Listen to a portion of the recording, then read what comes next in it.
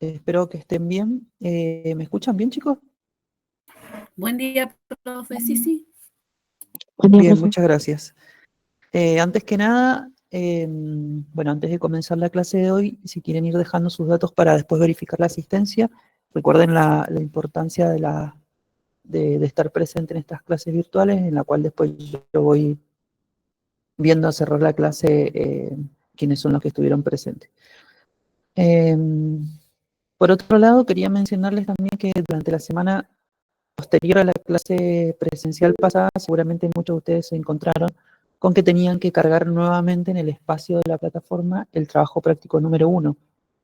En realidad es un espacio nuevo que yo les abrí, de hecho les dejé nuevamente para que puedan cargarlo, con el fin de poder corregir la nota que muchos tenían, sobre todo con un puntaje en rojo, con un puntaje de 8, 7, 6, que bueno, encontré el error, pero para poder modificar la calificación y que esté, digamos, acorde a lo que ustedes habían hecho, para una formalidad también que ustedes puedan tener una calificación correcta y un buen seguimiento en la plataforma, es que son la única manera que pudiera habilitar nuevamente el espacio para que ustedes pudieran subir el trabajo nuevamente y yo volver a calificarlo. O sea, no me daba la opción de modificar la calificación.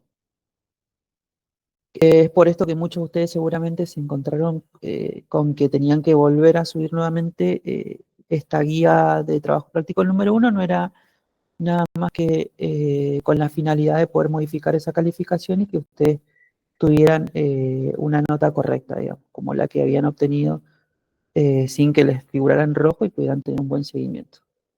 Que bueno, igual les escribí un mensaje, pero la verdad que no sé cómo funciona la casilla de mensajes de la plataforma, pues no sé si tiene una llegada y bueno, y todos la pueden ver.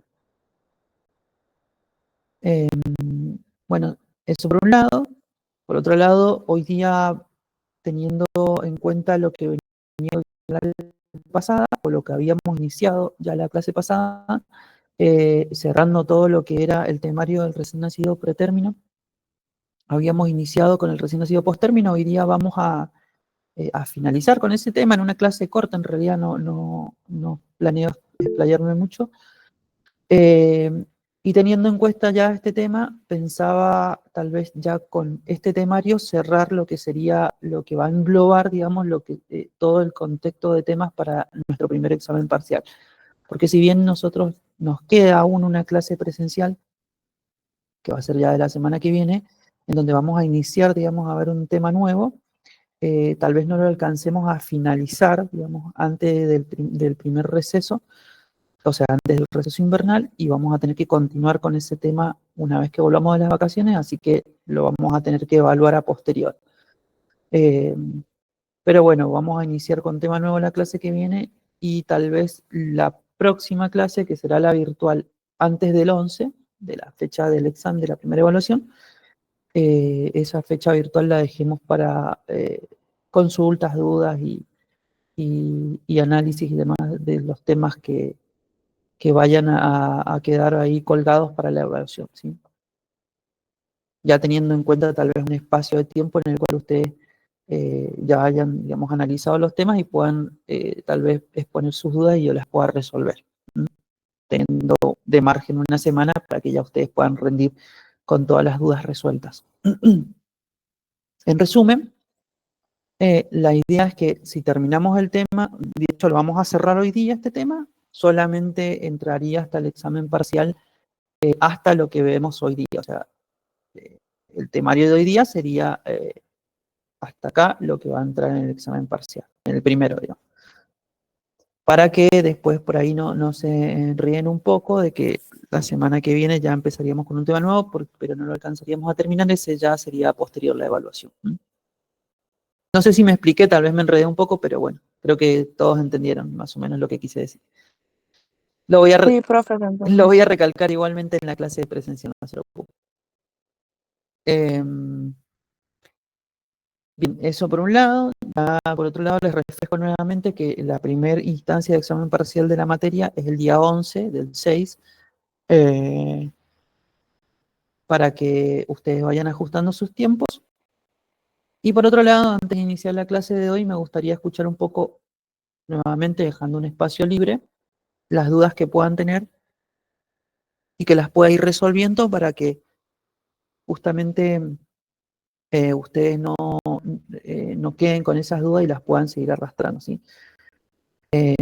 Dudas con respecto al trabajo práctico número 2. Planeo dejar un espacio la clase que viene en la parte presencial para un análisis de ese trabajo, que bueno, no lo quiero dejar para hoy porque justamente hoy día quiero cerrar con el tema del post-término. Pero bueno, si hay dudas ahora en concreto también las puedo resolver.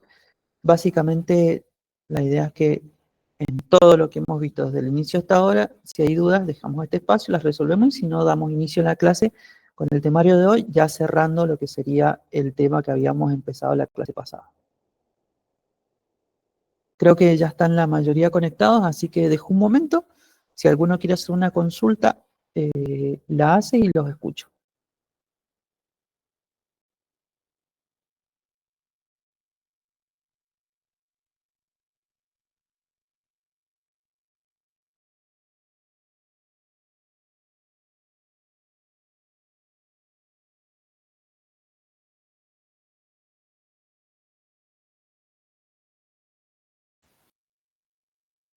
Bueno, no hay dudas, perfecto.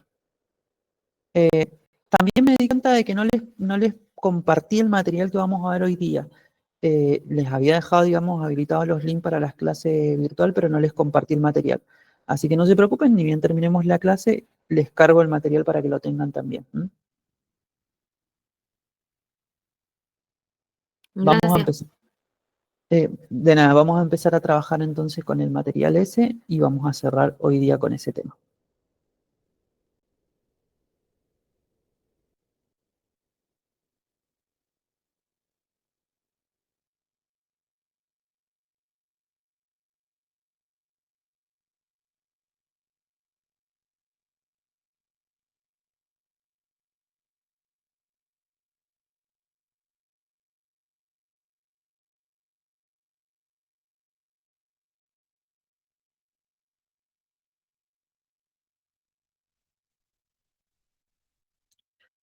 Bien, pueden ver la presentación, ¿no? Que estoy presentando. Sí, profe. Bien, habíamos cerrado ya la clase pasada con todo lo que englobaba, digamos, el contexto del recién nacido pretérmino y demás. Habíamos cerrado la clase pasada, habíamos iniciado, digamos, con el recién nacido posttérmino. Vamos a hacer un leve repaso de lo que vimos la clase pasada en forma rápida, ¿sí? Y vamos a continuar con este tema. La idea es ya cerrar con este capítulo y ya la clase pasada que viene, digamos, presencial, empezar con un tema nuevo. Entonces, teniendo en cuenta lo que habíamos visto hasta ahora, sabemos que el recién nacido posttérmino es justamente, digamos, justamente adecuándolo a su edad gestacional, el recién nacido que nace posterior a las 42 semanas, ¿sí? Teniendo en cuenta de que un recién nacido a término siempre se va a dar desde las 37 semanas hasta las 42 semanas, ¿sí? Siempre el punto de corte es a las 40 semanas, 38, 40 semanas, pero siempre el rango, ¿sí? Va a ser de las 37 a las 42. Posterior a las 42 semanas, se considera recién nacido post-término o post-maduro, que menciona justamente la bibliografía que estamos abordando. Entonces, teniendo en cuenta esto, también hay que pensar de que es una gestación, ¿sí? Que se puede prolongar hasta los 300 días, ¿sí? Si los queremos contar en días, ¿sí? Teniendo en cuenta las semanas, independientemente de su peso al nacer. Este indicador es fundamental porque justamente... Ay, escucha, en un momento que estoy buscando para señalar.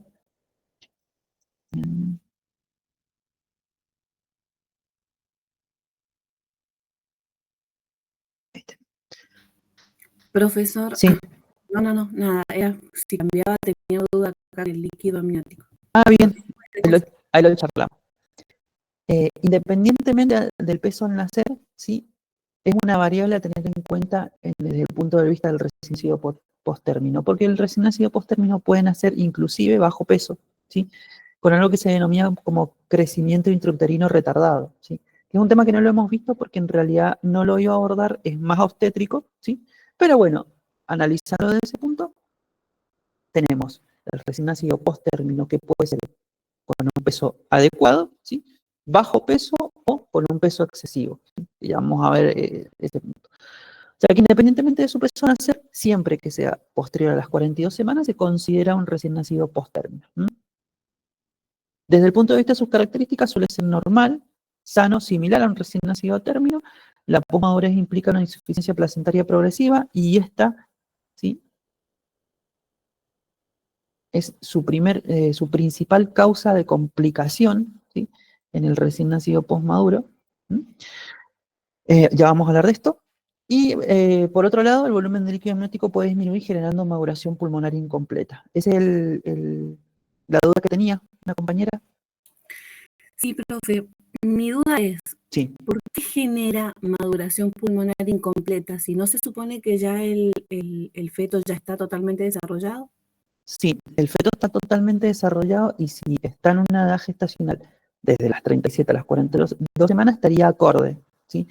En realidad, el manual lo menciona, o sea, lo menciona como maduración pulmonar incompleta, pero en realidad el término, el término pulmonar es que el líquido amniótico, al reducir su capacidad, ¿sí?, puede generar, ¿se acuerdan cuando hablábamos de sufrimiento fetal?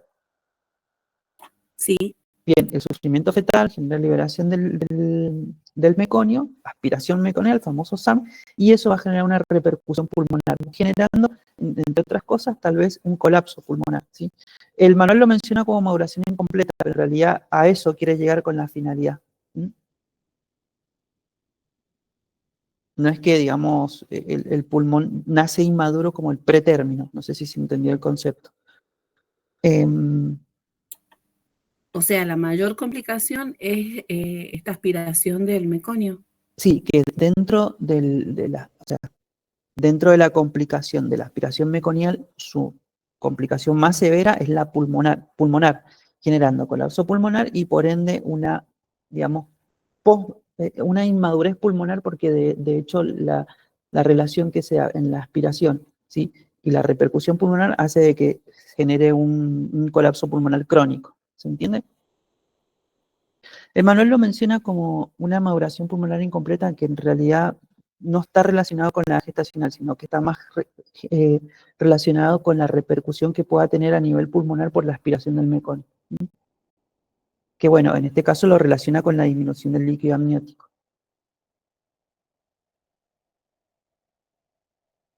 ¿Me entendió? ¿Quedó claro eso? Sí, profe, sí. Bien, en términos de... bien, miren, si está confuso un poco lo que está descrito, yo lo dejé así tal cual para que ustedes no se confundan a la hora de la lectura, pero en realidad a eso quiere llegar cuando menciona la maduración pulmonar incompleta, ¿sí?, en relación a la disminución del líquido amniótico. Siempre y cuando, digamos, sea un recién nacido post-término, porque en realidad el volumen de líquido amniótico va disminuyendo a medida que dentro de ese periodo de las 37 a las 40 semanas, ya el recién nacido a término está en el periodo de expulsión o alumbramiento, ¿sí? ¿Entiendes? Bien. Entonces, hablábamos del recién nacido post-término. Una característica principal es que independientemente de su peso al nacer, siempre y cuando sea posterior, digamos, a las 42 semanas, se va a considerar posmaduro. Su principal causa de complicación es la insuficiencia placentaria progresiva, ¿sí? Si bien el líquido amniótico va disminuyendo en capacidad, siempre la mayor causa va a ser la disminución, ¿sí?, de flujo sanguíneo que va a recibir el feto, ¿sí?, por la insuficiencia placentaria que de hecho se va dando progresivamente porque ya llega a su etapa de, digamos, su etapa de funcional o su disfunción placentaria que llega justamente en el periodo después de las 40 semanas, ¿sí? De hecho, la placenta se llega a ser disfuncional después de las 38 semanas en forma progresiva. Que bueno, justamente, ¿sí?, el intercambio gaseoso insuficiente que va a tener por una placenta postmadura, ¿sí?, o envejecida, si lo quieren entender de esa manera, va a generar justamente toda la repercusión que va a tener después el posmaduro. Por eso se considera como la principal causa de complicación en este tipo de causa, en este tipo de concepto del posmaduro, ¿sí? Por otro lado, bueno, el agotamiento resultante de la grasa subcutánea que pueda tener en relación también a la presencia del líquido amniótico, a la expulsión del vernix, a la disminución del lanugo y demás, y sobre todo el tiempo de periodo que está sumergido en el líquido amniótico va a generar una apariencia de tipo arrugada en la piel, enflaquecida, o las características que habíamos visto en la clase pasada, ¿no? Bien, entonces, punto de vista importante, recuerden, 42 semanas, ¿sí? Independientemente de su peso al nacer, ese es un punto importante porque vamos a ver después cuál es una complicación en relación al peso en un recién nacido. Principal causa de complicación, insuficiencia placentaria progresiva. En algunos casos, de hecho, el volumen, la disminución de volumen de líquido amniótico puede generar repercusión pulmonar. Y dentro de las complicaciones más frecuentes que tiene, bueno, está el síndrome de aspiración meconial, el famoso SAM.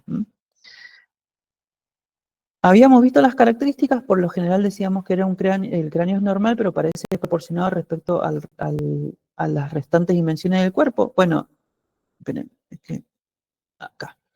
Las características del postmaduro hacen de que, vieron que el recién nacido pretérmino o a término se ve como braquicéfalo, ¿sí? Bueno, en este caso es más proporcional las dimensiones, pero siempre su cráneo va a ser más grande. Es más proporcional en el caso a la hora de valorarlo, el cráneo a las dimensiones de su estructura.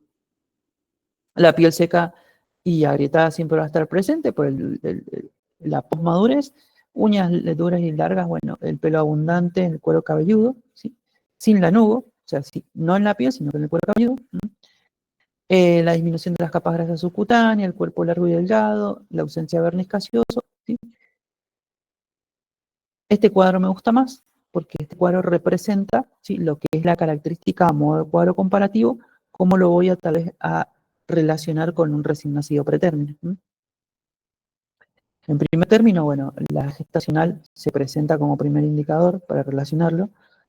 El peso, recuerden que por lo general el pretérmino, ¿sí?, comúnmente es bajo peso, con un peso por debajo de 2,5 kilos, y el el posttérmino, ¿sí?, es indirectamente, tiene una relación indirecta al peso, ¿sí?, que puede ser con un peso acorde, pero también puede ser macrosómico, o sea, que puede ser no con un bajo peso, sino con un peso excesivo, que para que se considere macrosómico tiene que ser justamente mayor a 4 kilos, ¿no?, por encima de 4 kilos. En el aspecto de la piel, bueno, piel fina por un lado, translúcida con lanugo abundante, y por otro lado seca, agrietada, descamada y sin verniz gaseoso. El tono muscular, ¿sí?, la presencia de hipotonía es lo que más refleja al recién nacido pretérmino. En el posttérmino encontramos un tono, ¿sí?, aumentado e inclusive más rígido. La grasa subcutánea escasa, ¿sí?, en algunos casos aumentada o disminuida si hay sufrimiento fetal crónico. Los reflejos incompletos o ausentes, presentes y bien desarrollados en el posttérmino. Aparato respiratorio inmaduro con riesgo de dificultad respiratoria, sobre todo por la presencia de membrana hialina. ¿Recuerdan cuando hablábamos de las atelectasias? Generalmente maduro, aunque puede aunque puede haber generado el famoso SAM, ¿sí?, aspiración del meconio, que eso va a tener repercusión pulmonar. Uñas y cabello, uñas cortas, cabello fino y escaso, uñas largas, cabello abundante. Y por otro lado, los riesgos asociados, bueno, hipotermia, hipoglucemia, hemorragia interventricular, esto relacionado con la inmadurez. Y por otro lado, el postmaduro, asfixia perinatal, ¿sí?, macrosomía y aspiración del meconio. Que bueno, dentro del análisis, esto sería lo más clásico, ¿sí? Asfixia perinatal relacionado a la aspiración del meconio. Macrosomía, hablamos anteriormente de esto, ¿sí?, en relación a su peso, ya vamos a entrar a ese tema. Y bueno, la aspiración meconial, que justamente el sufrimiento fetal agudo, la liberación del meconio intraútero, hace que lo aspire a nivel pulmonar. Bien, eso en términos más o menos resumidos lo que veníamos viendo hasta ahora. ¿Alguna duda hasta aquí?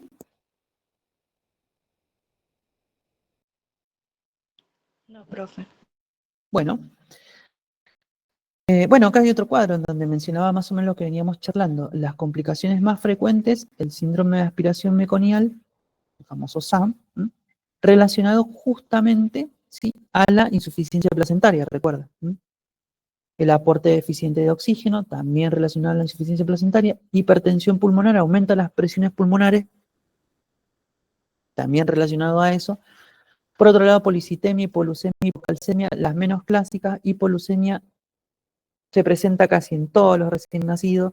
Hay que tener en cuenta las reservas de glucógeno que justamente se acaban rápidamente, entonces hay que considerarlas. La presencia de policitemia va de la mano con la hiperbilirrubinemia, ¿sí? Y la hipocalcemia es muy aislado, es lo menos frecuente. Profe, Sí. ¿qué sería policitemia? Policitemia es el aumento en el recuento de glóbulos rojos, ¿sí? Que el aumento en el recuento de glóbulos rojos tiene que ver con la deficiencia del aporte de oxígeno a la mamá hacia el feto. Que lo que hace el feto como método de compensatorio empieza a rápidamente elaborar más cantidad de glóbulos rojos porque no está recibiendo buena cantidad de oxígeno. ¿Qué hacen los glóbulos rojos en la sangre? Hace que la sangre se vuelva más espesa. Esa sangre más espesa disminuye la perfusión de ciertos órganos. Bueno, eso en realidad, el término conceptual de policitemia es justamente el aumento en la cantidad en el recuento de glóbulos rojos. Yo más o menos le estaba haciendo en forma resumida la repercusión que tiene que tener en forma orgánica o va a tener en forma orgánica al recién nacido. Y por otro lado, si hay aumento, digamos, del recuento de glóbulos rojos, también cuando vayan haciéndose deficientes, o sea, cuando terminan su etapa vital, generan más bilirrubina y por ende, en algunos casos, hiperbilirrubinemia presente, digamos, si estamos hablando en relación a la policitemia.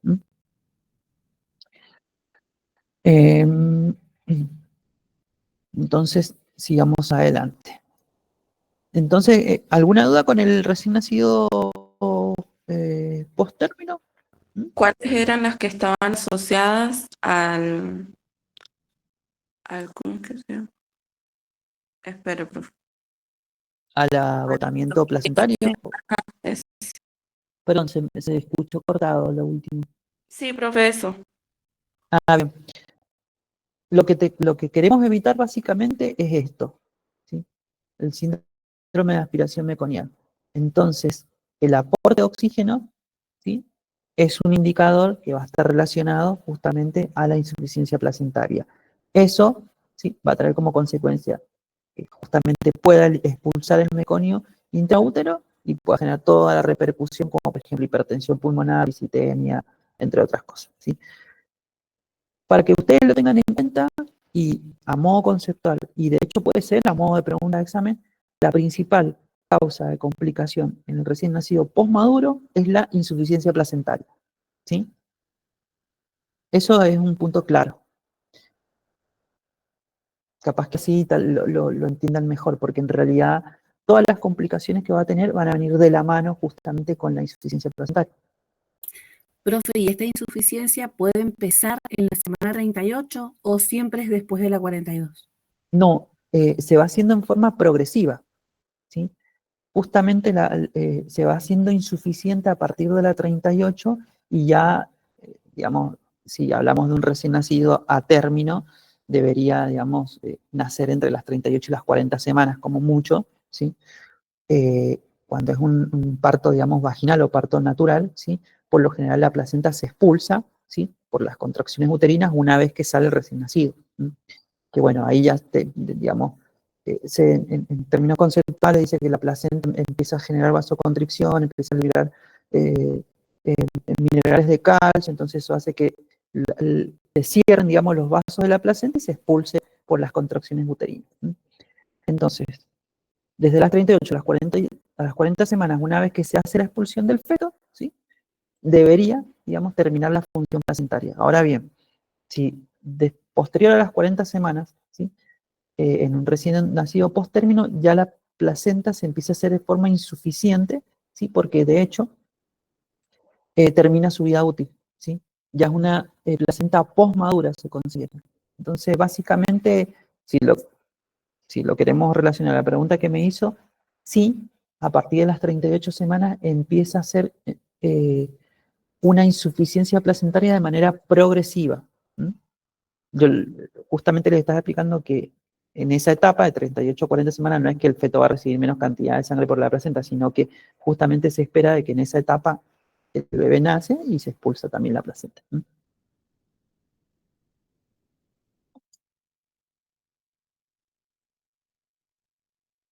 Bien. Y hay que tener en cuenta, obviamente, que justamente lo importante en esto es que el recién nacido, al no nacer aún, ¿sí? Y al tener una insuficiencia placentaria, pasadas las 40 semanas, va a recibir menos cantidad de oxígeno y por ende va a ser una hipoxia intrauterina, ¿sí? O sea, va a recibir menos cantidad de sangre generando hipoxia sistémica. ¿Sí? Por ende, bueno, el sufrimiento fetal y por ende también la expulsión meconial y toda la repercusión que trae. ¿Sí? Y por eso se asocia, ¿sí? Dentro de la principal causa de complicación es la insuficiencia placentaria. ¿Sí? Y la... Sí, Profe, igual no llegan hasta las 42 semanas. Yo creo que ya a las 40 semanas harán una cesárea, ¿no? no, sí, sí. Sí, obviamente se trata de evitar justamente esto con un buen control, con un buen monitoreo de la fecha probable de parto y entre otras cosas, se trata de evitar que sea un recién nacido postmaduro. Y bueno, algunos indicadores que pueda tener también el feto para que se pueda hacer tal vez una cesárea, pero por lo general también puede ser un parto tal vez inducido, farmacológicamente, estoy hablando, eh, y que bueno, dentro de un periodo gestacional acorde puedan hacer. Obviamente que el postmaduro se considera como un parto en términos, digamos, normales, patológicos, porque se excede, digamos, las semanas de gestación, ¿sí? Y por ende tiene todas las complicaciones. Dentro de las complicaciones pulmonares que pueden encontrar en el postmaduro, ¿sí? Por la aspiración meconial, puede estar presente un neumotórax, la presencia justamente de hipertensión pulmonar, ¿sí? Entre otras cosas. Por eso justamente, como anteriormente lo mencionaba, como un mal desarrollo pulmonar, va de la mano con las complicaciones que tiene con la aspiración del meconio. Bien, ¿hay más dudas sobre esto? Profesor, dijo que una de las complicaciones después del síndrome de aspiración es neumotórax y el otro, ¿cuál fue? Pulmonar, estoy hablando, ¿sí? Puede tener neumotórax y la presencia de esto, hipertensión pulmonar. Que no, esperen que lo quiero borrar y no me acuerdo cómo se borra. O sea, quiero borrar todo lo que hice acá. Bueno, acá.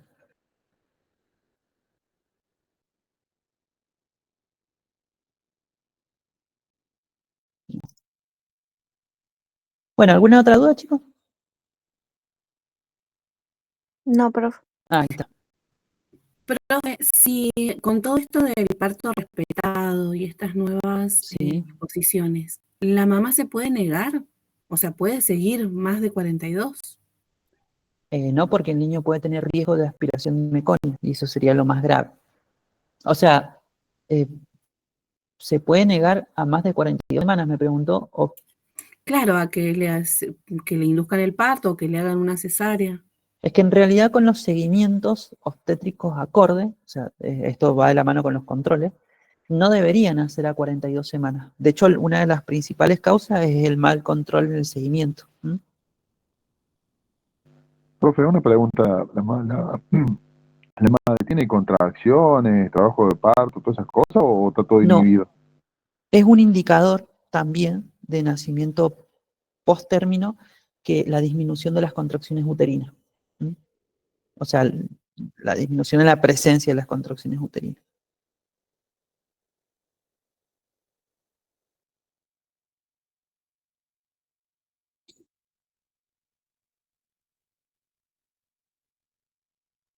¿Alguna otra duda?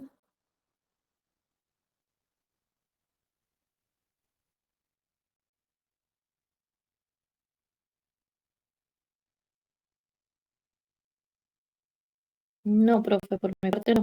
Bien. Perfecto. Vamos a seguir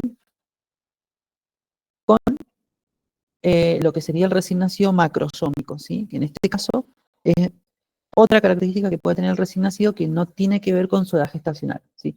Siempre recalco esas partes porque es fundamental tenerlo en cuenta. Si hablábamos de la edad gestacional, teníamos el pretérmino, posttérmino, ¿sí? Recuerden, la principal complicación del posttérmino es la insuficiencia placentaria, ¿sí? Una placenta que ya se hace disfuncional, que ya es posmadura y ya deja de funcionar acorde a su tiempo, ¿sí? Por otro lado, el pretérmino, casi todo es inmadurez, ¿sí? Por diferentes factores. En este caso, el recién nacido macrosómico es todo lo contrario, ¿sí? Es un recién nacido que puede nacer a término, ¿sí? Puede ser a término, ¿sí? Pero con un peso excesivo. Macrosómico es que lo denomina como un tamaño excesivo, ¿sí? Un peso excesivo se considera más de 4 kilos, para que sea macrosómico, superior a un percentil 90 en las curvas de crecimiento, ¿sí? Tiene que ser siempre superior al percentil 90, para que sea superior al percentil 90 tiene que tener justamente más de 4 kilos. ¿Mm? ¿En qué contexto se da todo esto? Bueno, el recién nacido macrosómico por lo general está relacionado a la diabetes gestacional o a la madre diabética, ¿sí? Lo menciono porque en realidad la literatura no lo menciona básicamente como el recién nacido macrosómico como un concepto aislado, sino que directamente dice recién nacido de madre diabética. Así que bueno, dentro de las causas principales, esta es la que cubre el 80-90%. ¿Por qué? ¿Sí? ¿Está relacionado a esto? Bueno, la alta exposición que tiene el recién nacido en la etapa gestacional, ¿sí? A los altos niveles de glucosa que proporciona la mamá por su diabetes gestacional, ¿sí? Desencadena justamente dentro del feto una hiperplasia suprarrenal, ¿sí? ¿Qué significa esto? De que justamente el páncreas del feto empieza a elaborar mucha insulina para contrarrestar ese aporte excesivo de glucosa que tiene de la mamá, ¿sí? Ese hiperinsulinismo, ¿sí? O hiperinsulinemia que está teniendo a modo sanguíneo va a generar de que aumente de tamaño rápidamente porque justamente la insulina se comporta como una hormona de crecimiento, ¿sí? Entonces, en términos claros y resumidos, la exposición, ¿sí? A las altas cargas de glucosa y la hiperinsulinemia que tiene el feto hace de que aumente rápidamente de tamaño, ¿sí? ¿Se entendió más o menos resumido ahí? Esto se debe justamente en términos de madre diabética, ¿sí? En una madre que ya era, ¿sí? Diabética, o sea, tenía una diabetes tipo 1, por ejemplo, mal controlada, ¿sí? Porque si, por ejemplo, tiene altas exposiciones de glucosa al recién nacido, porque es mal controlada, o en contexto de una diabetes gestacional aún no diagnosticada, ¿sí? En donde, por ejemplo, recién, cuando, por ejemplo, la mamá se le hace en control y tiene los síntomas o monitorean que ya tiene glucosas altas, seguramente la exposición a altos aportes de glucosa, el feto ya lo había estado teniendo, ¿sí?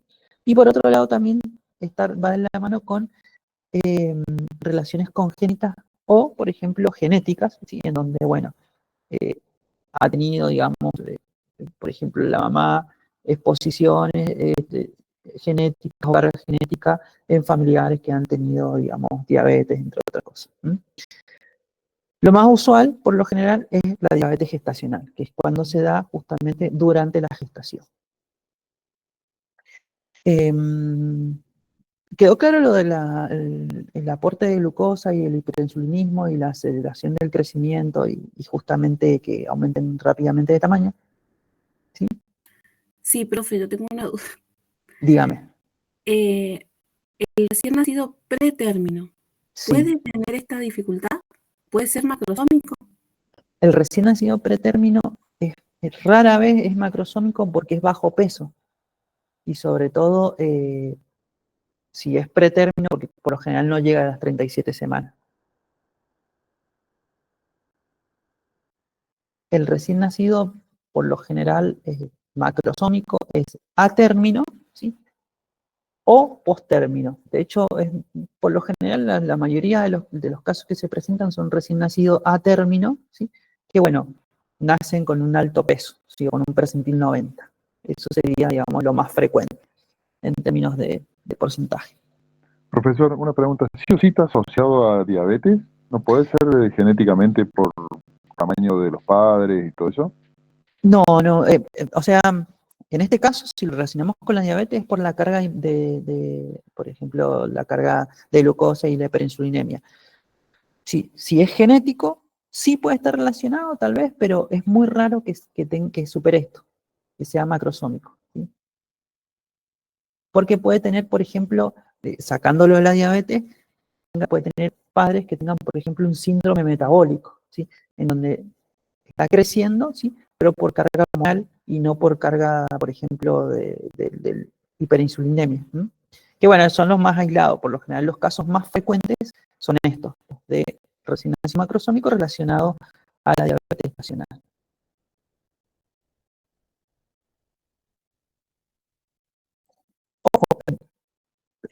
Menciono, digamos, recién nacidos macrosómicos con un peso por encima de 4 kilos, pero pueden ser recién nacidos de 4,5 kilos hasta 5 kilos. ¿Sí?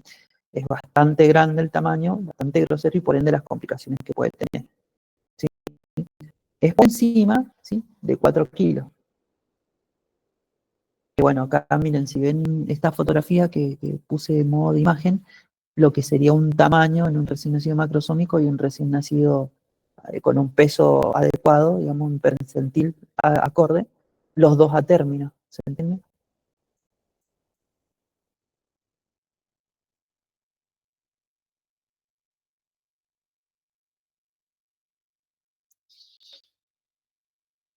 Un factor de riesgo también en el recién nacido macrosómico, factor de riesgo no, otro factor de causa de recién nacido macrosómico puede ser la obesidad materna, que bueno, también va de la mano un poco con riesgo de diabetes gestacional, ¿sí? Que bueno, el aumento también excesivo de peso en relación a la obesidad materna puede generar también recién nacido macrosómico. Antecedentes de macrosomía fetal previos, ¿sí?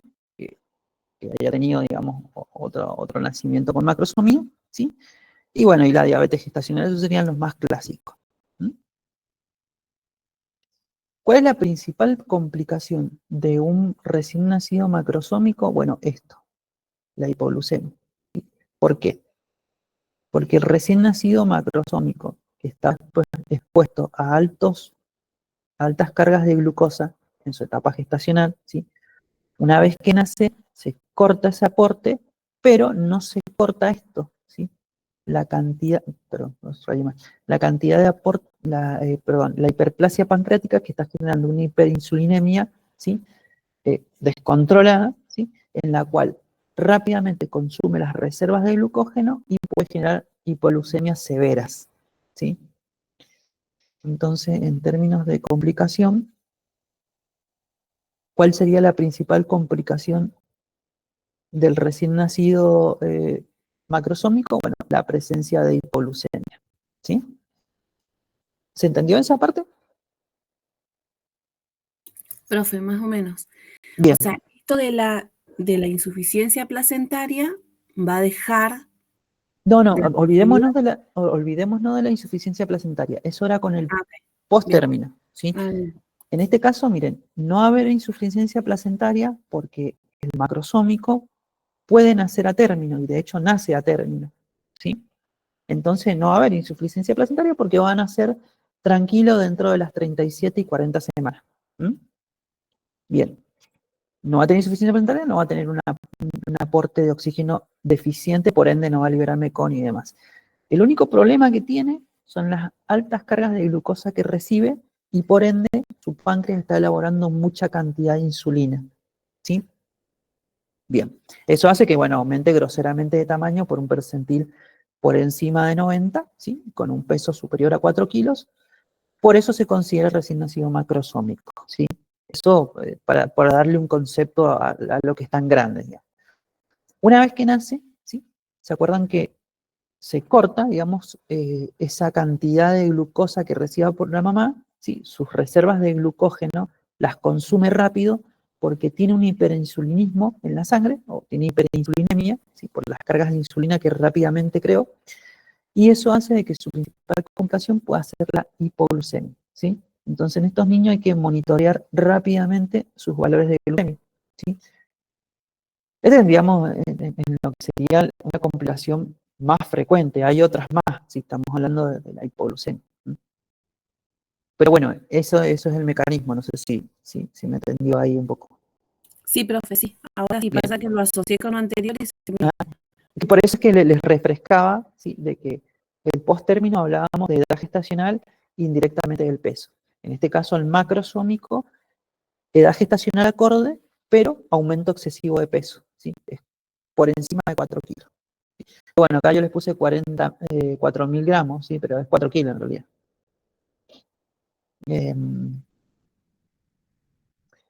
Bien, por lo general, ¿sí?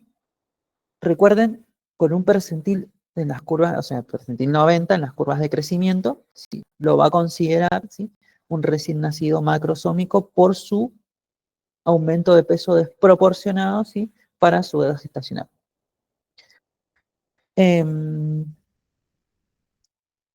Indirectamente, ojo, vuelvo a recalcarlo, su edad gestacional es acorde, ¿sí? No es ni pretérmino, puede ser posttérmino, es lo menos usual, por lo general es a término, por ende no tiene influencia en la insuficiencia placentaria. Su mayor complicación es la hipoglucemia, ¿sí? Hay que monitorear la glucemia, teniendo en cuenta una hipoglucemia con niveles inferiores a 40 miligramos por decilitro. Esto no está anotado, a ver si está anotado por acá. Ah, sí, está anotado acá. Aquí, vamos a ver este. Glucemia inferior a 40 miligramos por decilitro a partir de las 3 horas siguientes al parto puede ser sintomática o no, y acá es donde se hace el abordaje, ¿sí?, teniendo en cuenta los síntomas que puede presentar, ¿sí? Esto ya ahora vamos a charlar sobre eso. Pero las glucemias tienen que ser inferiores a 40 miligramos por decilitro, ¿sí?, a partir de las 3 horas siguientes del parto, y de hecho se hace un monitoreo estricto, ¿sí?, al nacer, ¿sí?, en este caso, en el paciente macrosómico, ¿sí? Se debería normalizar de forma espontánea siempre y cuando tenga ya un aporte de glucosa que nivele, ¿sí?, el aumento excesivo de insulina, ¿sí?, o el hiperinsulinismo, ¿sí? Bien. ¿Qué pasa con la hipoglucemia? ¿Sí? Se puede presentar de forma sintomática o asintomática, ¿sí? De esta manera es como se hace el manejo, ¿sí? Por lo general, si es sintomática, el manejo es más agresivo. Si es asintomática, se debería corregir con la alimentación precoz, ¿sí? ¿Cómo se hace el abordaje agresivo para una hipoglucemia sintomática? ¿Sí? Bueno, se le hace el aporte de glucosa por vía parenteral, ¿sí? Por vía parenteral se le coloca una vía, ¿sí?, y se corrige, ¿sí?, con dextrosa, ¿sí? Pero ¿qué pasa? La dextrosa se absorbe rápidamente, se consume rápido, entonces por lo general esa corrección dura muy poco, y lo que hay que hacer en estos casos es hacerle un tratamiento de mantenimiento, se llama, en donde ese aporte destrozado lo va a mantener en nivel, o sea, es como que se le deja un goteo de destrozo, para que lo puedan entender. Le deja valores acordes, ¿sí?, hasta que se pueda, digamos, regular con la alimentación. Hay que tener en cuenta en esto cuáles son los síntomas que puedo asociar a una hipoglucemia sintomática, para poder determinar qué es sintomática. Y los síntomas son los clásicos, los que justamente se pueden presentar en cualquier persona que ustedes cuando estuvieron adultos y vieron hipoglucemia. Bueno, es lo mismo.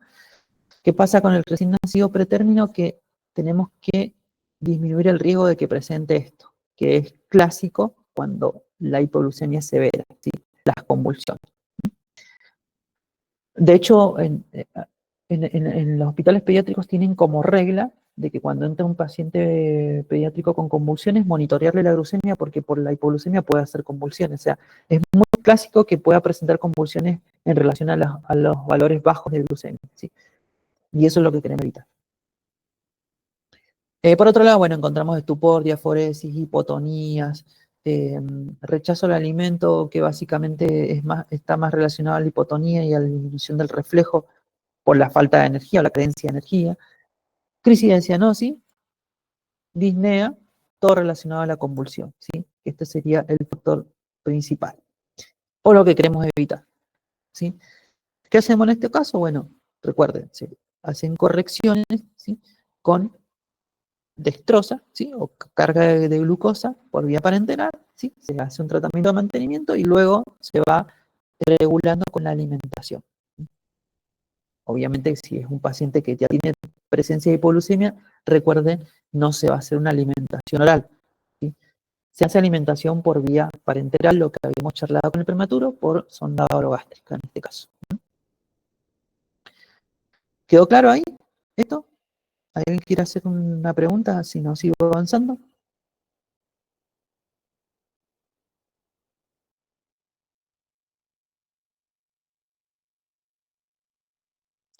Siempre la hipoglucemia se va a presentar al cesar, o sea, al reducir de forma brusca el aporte que va a tener de glucosa después del parto, ¿sí? Esto que quede claro. No es que el niño sale hipoglucémico de la panza, sino que justamente al reducir o al cesar de forma brusca el aporte de glucosa que está teniendo de la mamá, ¿sí? Una vez que nace, bien, va a ser de que justamente caigan los niveles de glucosa en relación al aporte de insulina que tiene el organismo. Profesor, Sí. para hacer estos controles es como en el adulto. Es como en el adulto, con el famoso eh, el glucómetro, ¿sí? El, que algunos le dicen hemoglucotest, bueno, ese, con el que le sacan la gotita del pie y le miden con con las cintas reactivas. Lo ubican, no tengo una fotografía, pero lo ubican Sí, profe, sí. el aparato de monitoreo glucémico. Ujú. Bien. Se puede hacer, digamos, un monitoreo por laboratorio, pero demora más tiempo, hay que hacer extracciones sanguíneas más largas, no, se hace el monitoreo por glucemia capilar, ¿sí? Con el aparatito. Se hace, profe, entonces en el taloncito del pie, no en el dedo. Por lo general nosotros para monitorear usamos el talón del pie porque está más vascularizado, es más fácil sacar una gota y si usted agarra un dedo de un bebé es muy difícil manipularlo, tienen que hacer una función un poco más profunda para, digamos, que la gota de sangre pueda cubrir toda la tira reactiva, así que lo hacemos o en el lóbulo de la oreja o en el talón del pie, ¿sí? Y de hecho, si ustedes van a pinchar un dedo, digamos, de la mano, hasta inclusive el dígito punzor le queda gigante, ¿sí? O con una aguja por ahí uno no tiene la profundidad suficiente y le puede lesionar el talón del pie apoyando solamente la puntita de la aguja, generando una buena presión, ya tienen una gota de sangre para poder hacer el monitoreo.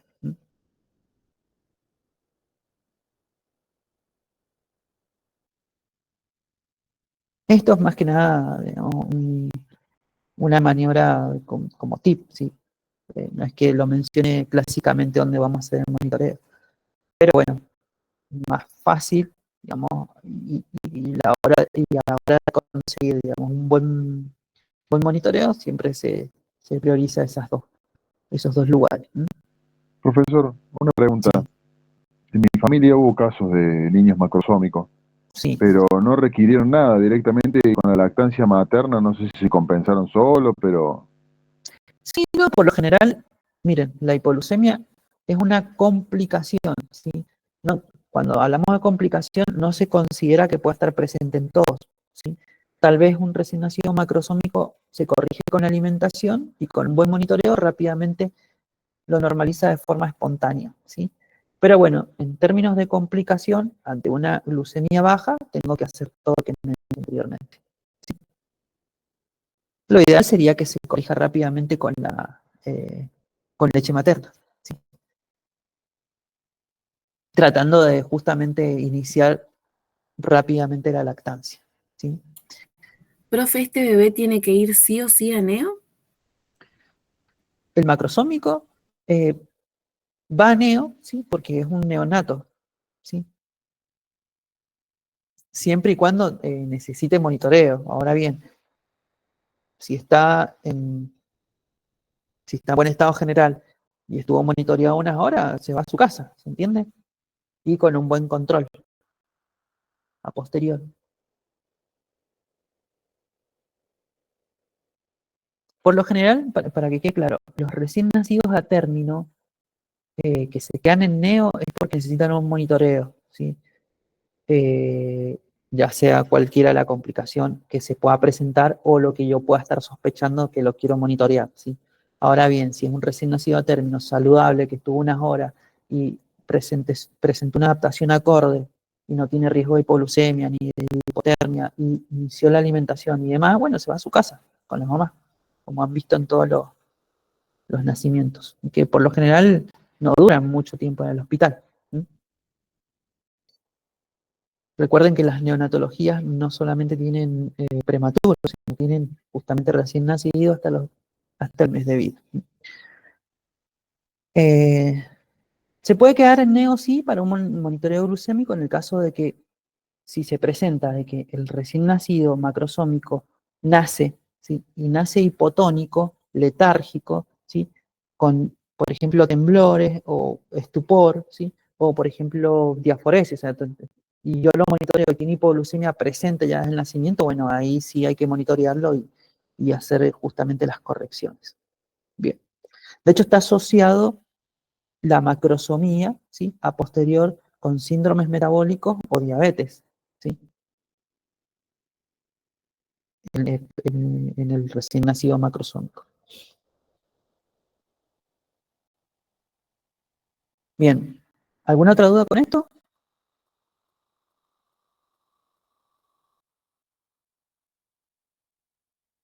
¿Qué relación podemos hacer de lo que vimos hasta ahora para que quede claro más o menos y englobar los conceptos? Recién nacido posterno, ¿sí? Es aquel que nace posterior a las 42 semanas, independientemente de su peso al nacer, y la causa principal de sus complicaciones es la insuficiencia placentaria, ¿sí? Por otro lado, recién nacido macrosómico, ¿sí? Es aquel que nace por encima, con un peso por encima de los 4 kilos, que se asocia a un percentil 90, ¿sí? Por encima del 90, y que su principal complicación sería la presencia de hipoglucemia asociado a el hiperinsulinismo fetal, ¿sí? Eso es más o menos una relación que puedo hacer a la hora de poder interpretar. O, por ejemplo, yo les puedo preguntar, ¿cuál es la principal causa de complicación del recién nacido posttérmino? Bueno, la insuficiencia placentaria, corta. Ahora bien, yo les puedo preguntar, ¿cuál es la principal complicación del recién nacido macrosómico? Bueno, la hipoglucemia, ¿sí?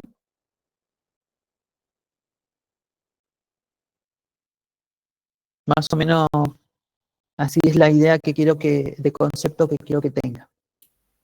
Sí, profe. Bien, perfecto. Les nombro la hipoglucemia, ¿sí? Ojo, como principal complicación desde el punto de vista metabólico y más grosero que pueda tener de forma sistémica el recién nacido macrosómico. Pero tiene otras complicaciones que son como, por ejemplo, los traumatismos, ¿sí? Los traumatismos pre y posparto, ¿sí? Que ya vamos a hablar de eso un poco, ¿sí? Relacionado a su tamaño, ¿sí? ¿Se puede monitorear el recién nacido macrosómico en relación a su peso? Sí, se puede monitorear, pero en algunas ocasiones, de hecho, nace sin monitoreo de peso, ¿sí? Y sin monitoreo de tamaño, y se considera que puede ser eh, un nacimiento traumático, ¿sí? No sé si más o menos me expliqué con lo que quise decir. Que no solamente, ¿sí? Las complicaciones van de la mano con esto, eso sería lo más grave, sino que también tiene complicaciones traumáticas desde el punto de vista del nacimiento, desde el punto de vista del parto, ¿sí? Y ya vamos a charlar sobre eso porque vamos a ver el traumatismo de parto.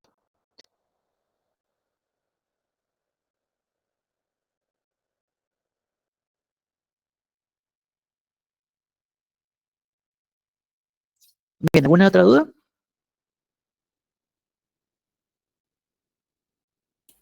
No, profe. Bien, vamos a continuar. Espérenme, lo que puse aquí.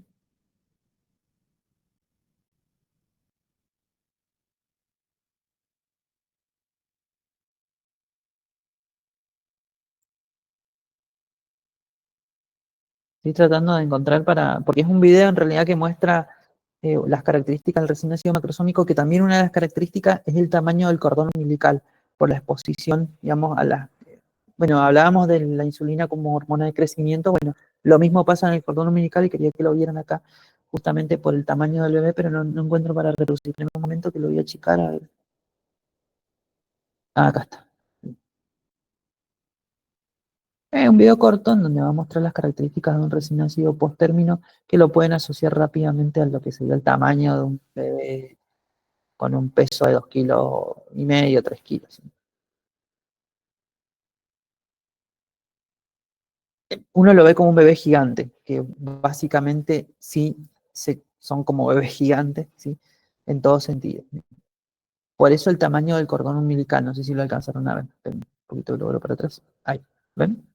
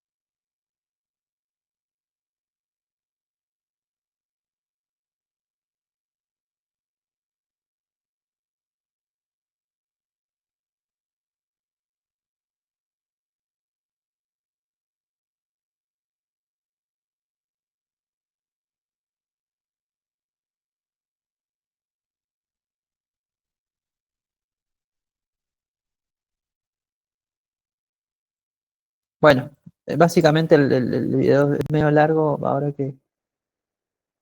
pero quería que vieran el tamaño del recién nacido en esta parte.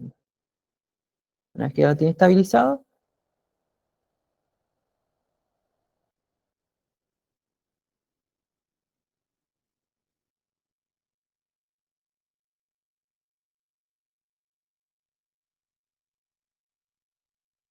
es un bebé de 5 kilos 440. Este es un bebé que se considera macrosómico. Ya igualmente uno ya lo va viendo desde el punto de vista del tamaño, ¿sí? Pero bueno, por ejemplo, esto ya sería un indicador de una cesárea. ¿Se entiende?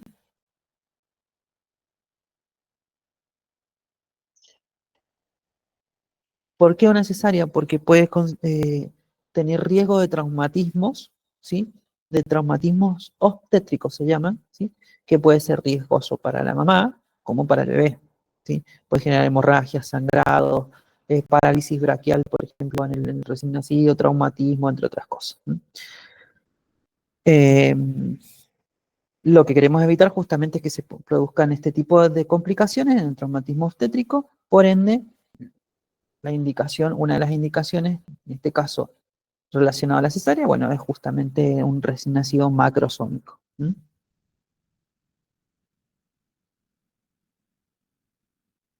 Una vez que se identificó, obviamente.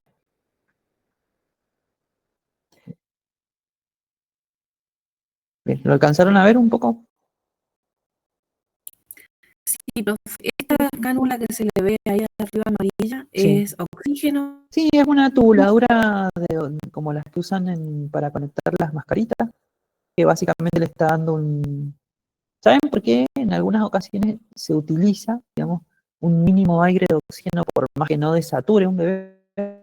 Porque cuando el bebé, digamos, está siendo abordado, llora, tiene un gasto energético. El gasto energético que tiene es que consuma más cantidad de oxígeno. Entonces, por eso se le da un mínimo aporte así aéreo, como por ejemplo el tubito ese, dándole una leve brisa de oxígeno. No sé si se entendió el concepto, pero eso es básicamente. Sí, sí, profe. Yo tengo una consulta. Con Lo respecto al escucho. otro video, en el cordón umbilical no le sangraba tanto. Al ser ay, no me sale la palabra, Macrosómico. macrosómico, ¿le Sí. sangra más el cordón umbilical?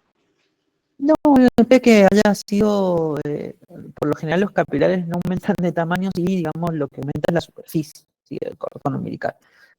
Puede ser que tenga un sangrado relacionado a los factores de coagulación, ¿sí? Entonces hay que controlar el sangrado, pero lo que hay que hacer en realidad es clampear el cordón para disminuir el sangrado, ¿sí? No me acuerdo cómo está el video.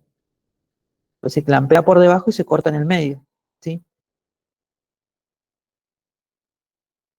Seguramente, más que controlar un sangrado, lo estaba limpiando para valorar lo que se hace, en este caso lo que estaba haciendo para valorar a la hora de limpiar el corte, es valorar la presencia de los capilares y de las venas y la arteria, ¿sí? Que estén en buenas condiciones. Pero en un momento quiero verificar. Por lo general el corte se hace, pero ya teniendo un pinzamiento por debajo. ¿Se acuerdan cuando lo vimos en el video?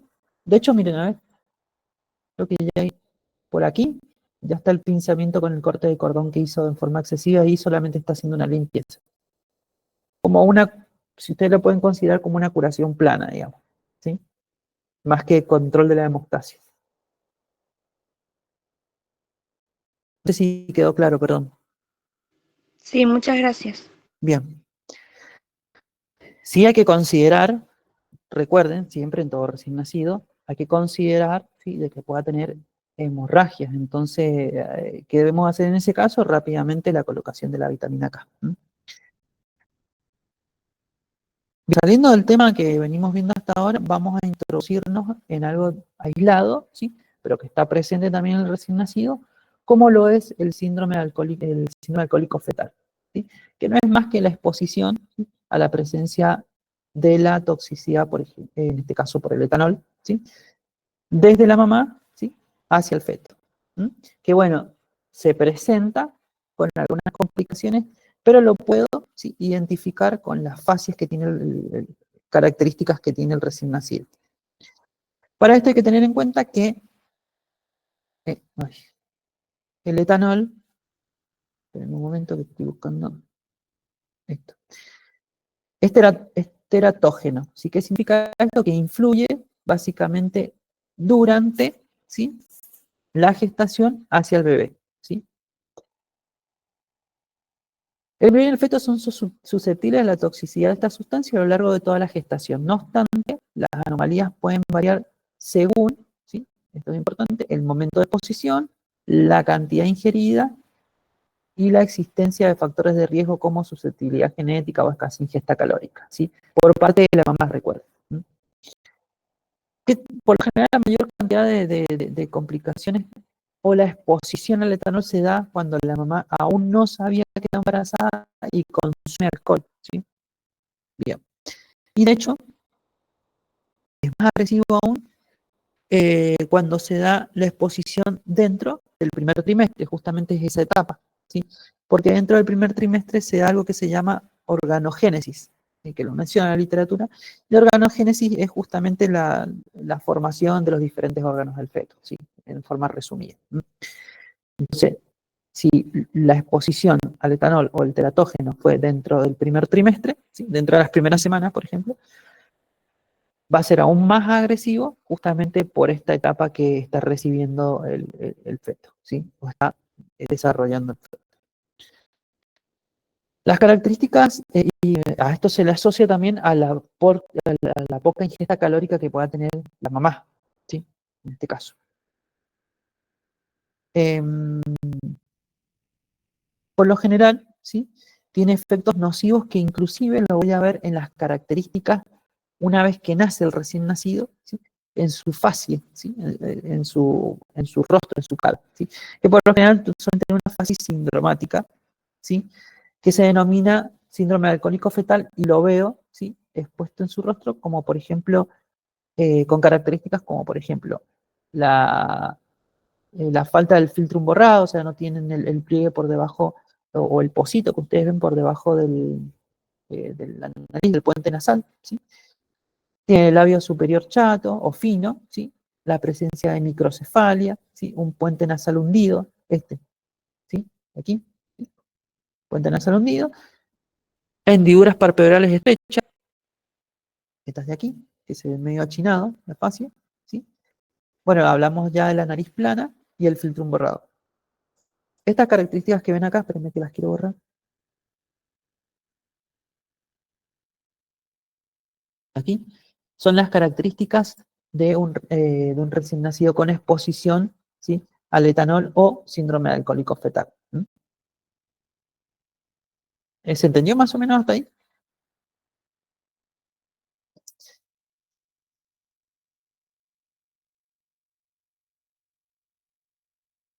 Sí, profe. Bien. Sí, profe. Entonces, seguimos avanzando. Ya hablamos anteriormente de la fascia normal, dismórfica o craneofacial, con divinas parpelares pequeñas, son estas, ¿sí?, que con una característica achinada, ¿sí? Hipoplasia maxilar, microcefalia, nariz corta con base ancha y hundida, ¿sí? Pliegues hipocánticos. Los pliegues hipocánticos son estos pliegues que ven acá en los pliegues interiores, ¿sí?, de la curvatura orbital, estos que están acá. Borde mejillón delgado sobre el labio superior, ¿sí? Alteraciones del sistema nervioso central con disfunción motora, retraso evolutivo y retraso mental. Hay que tener en cuenta que básicamente estamos hablando de las fases características de un síndrome alcohólico fetal, pero su mayor repercusión a la exposición de etanol va a ser de tipo neurológica, ¿sí?, en el sistema nervioso central.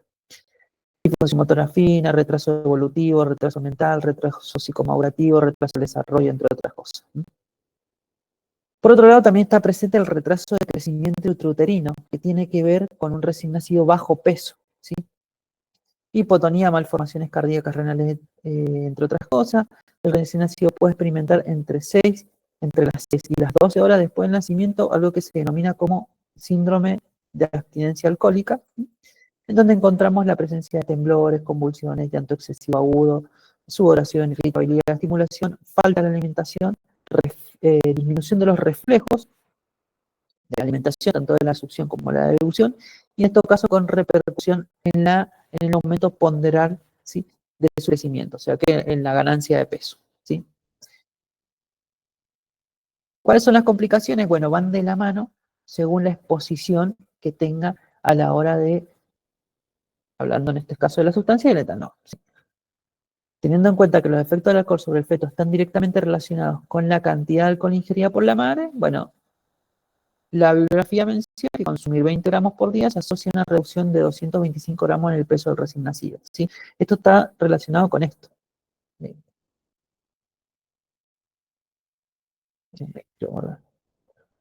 Con esto, con el retraso de crecimiento intrauterino, ¿sí?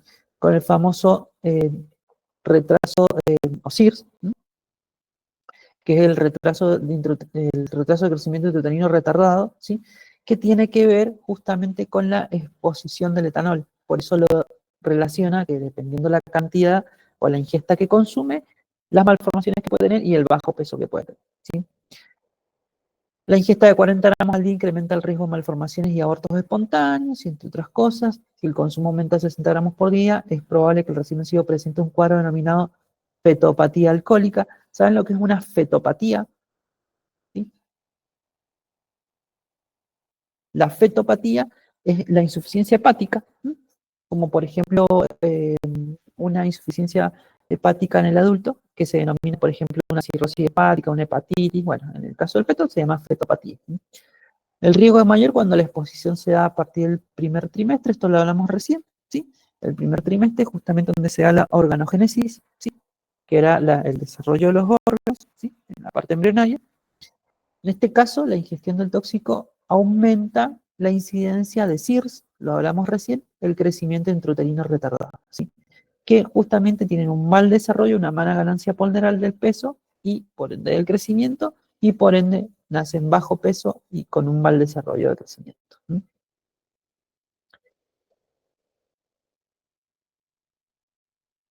A la hora de considerar, digamos, las complicaciones que puede tener, hay que ver, ¿sí?, o hay que monitorear, digamos, la falta de controles, volvemos al hecho de la falta de control atlético como un mejor método preventivo a la hora de poder tener estas complicaciones, ¿sí? También hay que considerar el consumo, ¿sí?, de esta sustancia en el tiempo, ¿sí? De que, por ejemplo, la mamá se enteró que estaba embarazada y la exposición que tuvo en términos de tiempo anterior, ¿sí? A la hora de identificar el embarazo, ¿sí? Y por otro lado, el rechazo, digamos, la falta de información, ¿sí? Que por lo general la mamá nos dice que no consume alcohol y se considera después con el tiempo que tal vez pueda tener una complicación asociada a esta y de todas maneras sigue consumiendo, ¿sí?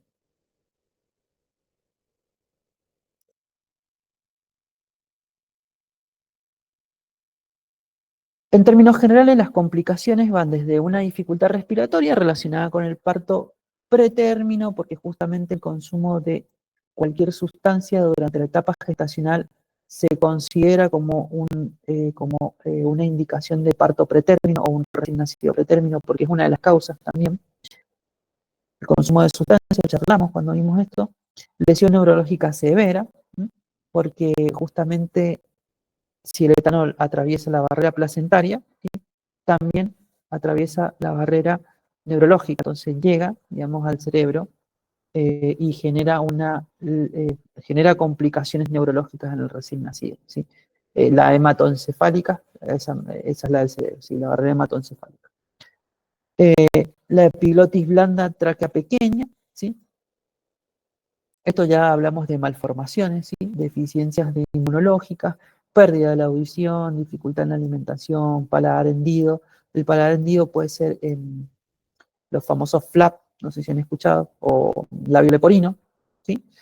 Disfunción cerebral, trastorno y atención de aprendizaje y retraso del crecimiento. Bueno, una cantidad de complicaciones severas que está relacionado justamente a la exposición, ¿sí? De consumo de una sustancia como es el etanol, que es teratógeno, ¿sí? ¿Alguna duda con esto? Así la vamos resolviendo y seguimos avanzando. Profesor, dos cosas. Pregunto, ¿qué se hace con ese bebé que nace y tiene un síndrome de abstinencia? Lo otro, no sé si lo habrá explicado en la clase anterior, Sí, dígame. más allá del consumo de alcohol, ¿qué pasa si los papás, ya sea Sí. la mamá o el papá sobre todo, hay consumo de otras sustancias? ¿También le afectan al bebé?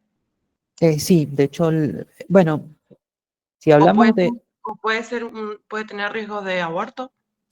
sí, o sea, cualquier consumo de sustancia que atraviese tanto la barrera hematoencefálica como la barrera placentaria y llega hacia el bebé, que sea teratógeno. Teratógeno significa que es una sustancia que le va a hacer daño al bebé, sí, para que lo entendamos. Ya puede ser un agente físico, químico, no sé, fármaco, lo que sea. Va a generar un daño y va a generar un riesgo, ¿sí? De aborto prematuro, un riesgo de nacimiento pretérmino, un riesgo de lesión placentaria, entre otras cosas, ¿sí? Sacando eso de contexto, lo que se presenta por lo general en estos casos por consumo de sustancias siempre es el síndrome de abstinencia, ¿sí? No tanto en el alcohólico, ¿sí? Porque por lo general se va corrigiendo, ¿sí? Hasta el nacimiento, porque por lo general el etanol, ¿sí? Se libera y se va corrigiendo rápidamente con soluciones, con lavado renal, ¿sí? No sé si vieron, por ejemplo, que por ejemplo, en las intoxicaciones alcohólicas en el adulto, con un suero, con una hiperhidratación, podemos hacer un lavado renal y lo elimina por diuresis, ¿sí? Más o menos para que lo relacionen, ¿sí? A la exposición al etanol, ¿sí?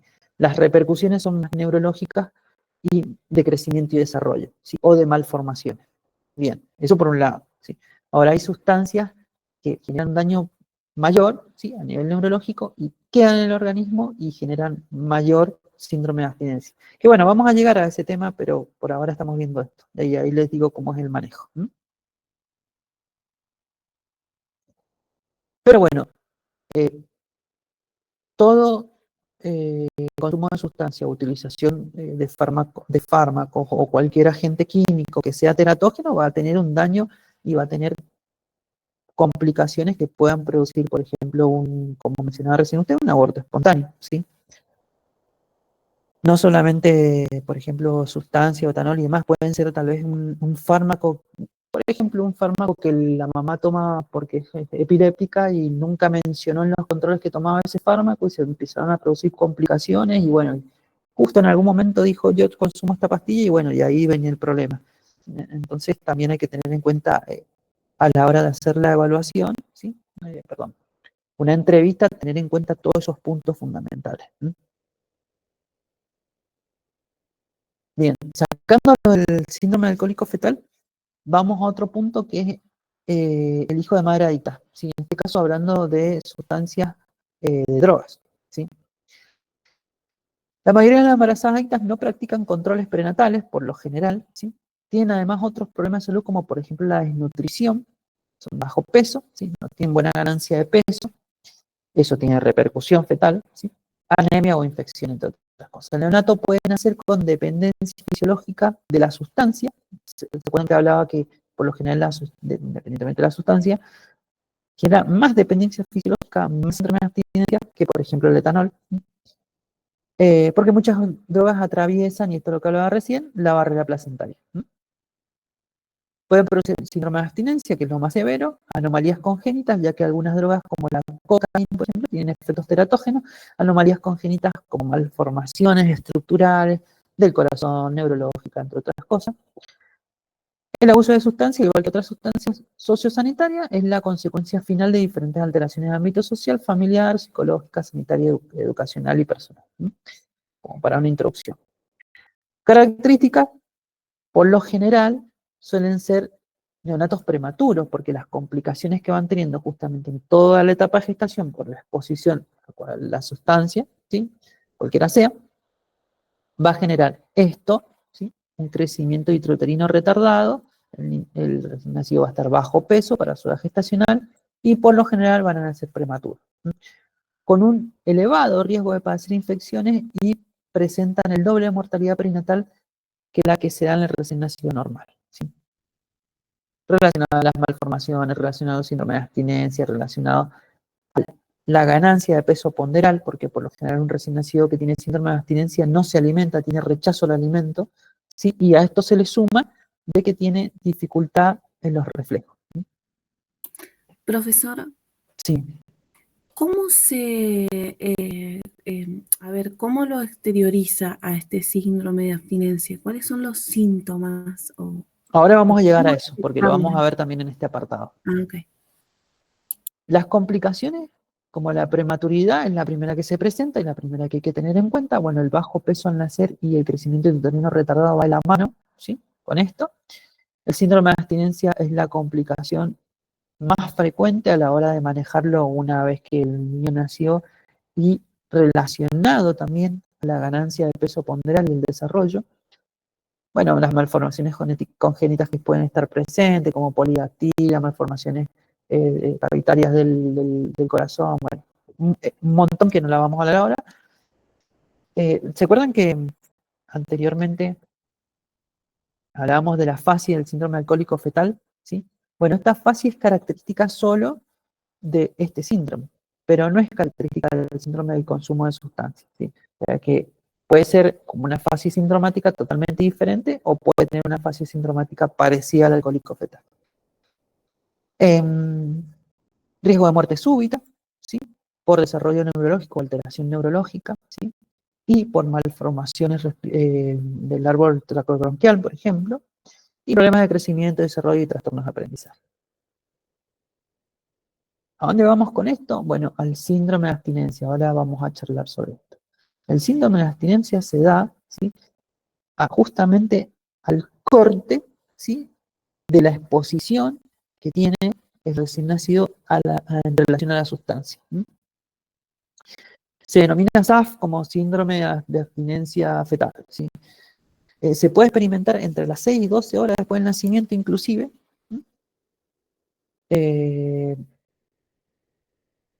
Como un síndrome de abstinencia justamente con síntomas similares, ¿sí? A, por ejemplo, lo que sería totalmente lo contrario a una hipoglucemia. ¿Se acuerdan cuando hablábamos de la hipoglucemia, que era un niño que estaba hipotónico, que tenía sudoración, que podía presentar convulsiones, pero predominaba justamente la letargia, la sudoración y la hipotonía? Bueno, en este caso no, el síndrome de abstinencia se presenta con taquicardia severa, ¿sí?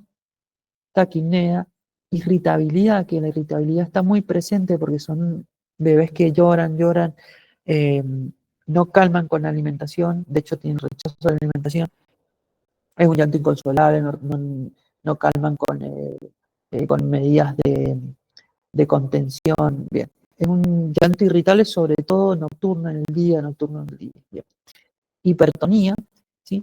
Que no son convulsiones, es hipertonía. Si la hipertonía es aumento de la contracción muscular, en donde se ponen rígidos, pero no generan temblores. Bueno, el llanto inconsolable lo hablamos recién, hipersensibilidad, temblores y convulsiones. Ojo, pueden estar presentes las convulsiones, sí, también, y relacionado ya a un trastorno neurológico severo. Rechazo a la alimentación, esto es lo más, digamos, lo más presente en este caso, porque el llanto y la irritabilidad justamente que le genera el síndrome de abstinencia, hace que tengan rechazo a la alimentación, no se alimenten, no ganen peso y por ende no generen un buen desarrollo. Y la mayoría, acá lo menciona como regurgitación, tienen reflujo, ¿sí? Gastroesofágico. El síndrome de abstinencia puede estar presente inclusive en un paciente, por ejemplo, prematuro, ¿sí? Estuvo, por ejemplo, adaptado a ventilación mecánica con tiempo prolongado, ¿sí? En donde estaba inducido farmacológicamente para estar dormido, ¿sí?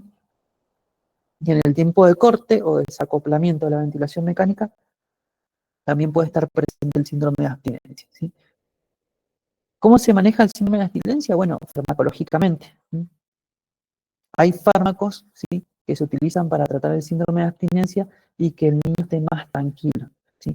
Más tranquilo, se pueda alimentar, no tenga el llanto inconsolable, ni la taquicardia, ni la taquipnea, ni la hipertonía o la presencia de convulsiones y temblores.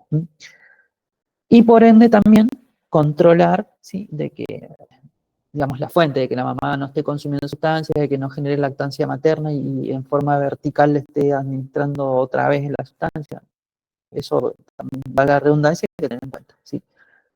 De que la mamá nos diga realmente si consume o no, porque a veces está presente el síndrome de abstinencia y es difícil identificar, uno lo relaciona como primera medida con otra cosa y resulta que la mamá en realidad estaba consumiendo algo y recuerden que atraviesa la barrera hematoencefálica por vía de lactancia materna y genera, ¿sí? Un síndrome de abstinencia del recién nacido. Que bueno, acá estamos hablando de síndrome de abstinencia en términos de un paciente, de un recién nacido que tuvo exposición, digamos, de la etapa de la gestación, pero también se puede estar presente a posterior, ¿sí? Con todo lo que consume la mamá digamos, el recién nacido lo obtiene por vía leche materna, ¿sí? Por lo general se trata de forma farmacológica, en donde con fármacos se trata de controlar, digamos, el síndrome de abstinencia, generando, digamos, una leve sedación, ¿sí? Los fármacos que más se utilizan son opioides sintéticos, ¿sí? Como por ejemplo la metadona, ¿sí? La metadona es lo más clásico para controlar el síndrome de abstinencia. Y para un control, ¿sí? Adecuado, siempre se va monitoreando farmacológicamente y se va reduciendo, ¿sí? De manera espontánea. Eso sería un buen control. Por lo general, siempre tienen buena respuesta, ¿sí? al tratamiento farmacológico para este tipo de síndrome, siempre y cuando se corte la exposición, ¿sí? A la sustancia que provoca justamente esta abstinencia, ¿sí? Bien, a esto iba con lo anterior que mencionaba. Bien, ¿alguna duda con esto? ¿Me podría por favor repetir el nombre del fármaco? Metadona. Metadona es un Gracias. fármaco opioide sintético, ¿sí? Nos suele pasar inclusive en que nosotros recibimos pacientes en el hospital, no sé, de un mes, 2 meses, con irritabilidad, rechazo de la alimentación, disminución de ganancia de peso ponderal, o taquicardia, taquipnea, entre otras cosas, y a la hora de generar algo, tal vez una entrevista o algo, estaba expuesto a algún fármaco, a alguna sustancia, y por eso tiene todo ese cuadro, ¿sí? Por eso es que no está asociado al síndrome de abstinencia solamente solamente a la exposición de la sustancia durante la gestación, sino que también puede dar a posterior. A eso quería llegar con el ejemplo. Bien. La metadona por lo general se le suele administrar en presentación de jarabe o suspensión, ¿sí? No es necesario tener los pacientes sedados ni nada por el estilo. Bien, ese temario es corto, llegamos hasta ahí. ¿Hay alguna duda hasta ahora?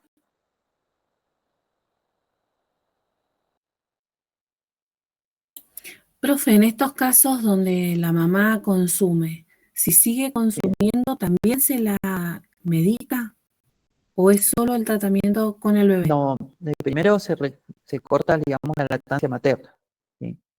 Se hace un abordaje, digamos, con medidas de asistente social y demás a la mamá, porque hay que ver también cuál es el foco social que tiene para andar consumiendo una sustancia y demás, y cuál es, digamos, la sustancia, y si ver realmente se puede monitorear que podamos tener una información, digamos, específica, adecuada, ¿sí? Porque a veces no nos suelen decir, es muy difícil poder llegar, digamos, a la información en forma exacta.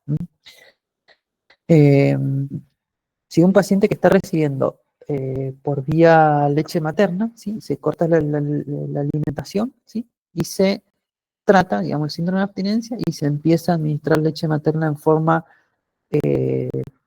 enteral, ¿sí? Con leche materna, puede ser con fórmulas de fórmulas de inicio o leche materna del banco de leche.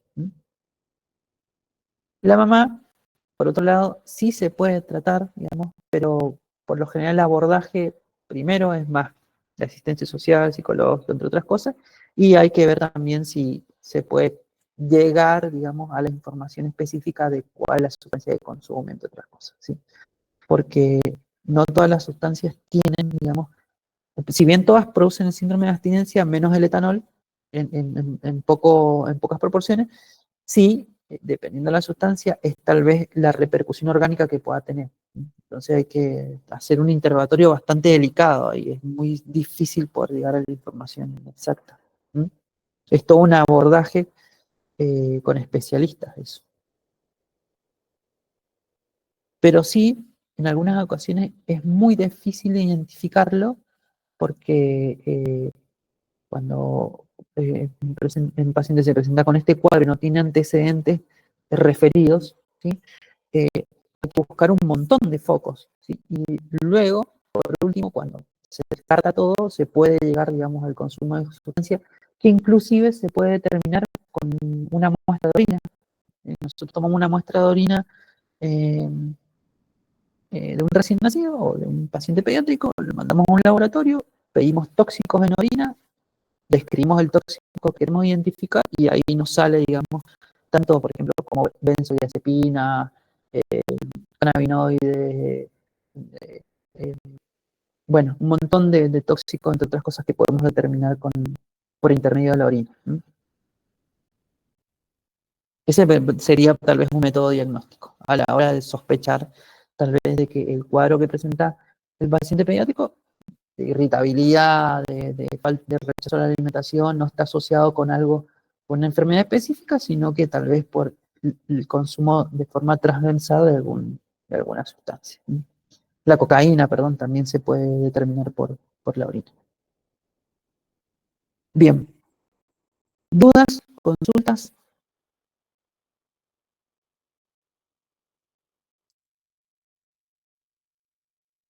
En estos casos, la repercusión más severa es las repercusiones neurológicas, ¿sí? Y ¿sí? El bajo peso al nacer y la poca ganancia ponderal en el desarrollo, ¿sí? Que bueno, dentro de lo más complejo, teniendo en cuenta que también puede tener malformaciones cardíacas, renales y demás, eso es lo que queremos evitar. Profesor, no sé si se me pasó, pero ¿este síndrome de abstinencia se da también en el síndrome alcohólico? Se da, pero en menos, ¿sí? Con menos frecuencia, porque el síndrome alcohólico fetal se puede controlar, ¿sí?, con un lavado renal. No sé si me expliqué eso anteriormente. No hace falta, digamos, que, por ejemplo, el síndrome de abstinencia que pueda presentar tal vez el recién nacido con la exposición al etanol haya que darle metadona, por ejemplo, ¿sí? Sino que se puede tratar con un lavado renal y con, por ejemplo, con el famoso suero. ¿Sí? Sí, lo que tiene repercusión el etanol es justamente las repercusiones sistémicas que tiene, como por ejemplo la microcefalia, las malformaciones y demás. Está más presente, ¿sí?, por consumo de sustancias farmacológicas y por las drogas. ¿Sí? Que de hecho yo les mencionaba que por ejemplo, para que lo tengan tal vez como dato, una de las complicaciones que por ahí se presenta a la hora de que un bueno, en casi todos los contextos se presenta, de que un recién nacido, por ejemplo, esté en una terapia intensiva inducido farmacológicamente para estar con un respirador. Una vez que se empieza a desacoplar, se empieza a sacar esos fármacos que lo inducen farmacológicamente para que pueda estar dormido, digamos, y pueden presentar síndrome de abstinencia, o sea que es un síndrome de abstinencia relacionado a los fármacos que recibió durante su estancia en terapia intensiva con respirador. Bueno, esto lo puede presentar el adulto, el niño más grande, el pediatra y demás. Son los famosos síndromes de abstinencia relacionados a los fármacos de inducción, ¿sí? De inducción me refiero a las pseudoanalgesias, ¿sí?, que se les dan en un paciente cuando está en respirador, digamos, en una terapia intensiva. Que no sé si han escuchado sobre eso, estoy metiendo el tema, pero más o menos para que lo puedan relacionar con algo. ¿Quedó claro más o menos el ejemplo? Sí, Sí, profe. Bien. De hecho, se usa como tratamiento, ¿sí?, en el paciente pediátrico que ha estado un largo periodo en terapia intensiva, inducido con fármaco para poder estar dormido y acoplado a un respirador. Una vez que se le van sacando esos fármacos que producen síndrome de abstinencia, como por ejemplo la morfina, el fentanilo, ¿sí?, todos esos fármacos, se utiliza la metadona en forma progresiva, ¿sí?, para disminuir riesgo de síndrome de abstinencia, que puede estar presente, ¿sí?, en muchos casos está presente, de hecho. Bien.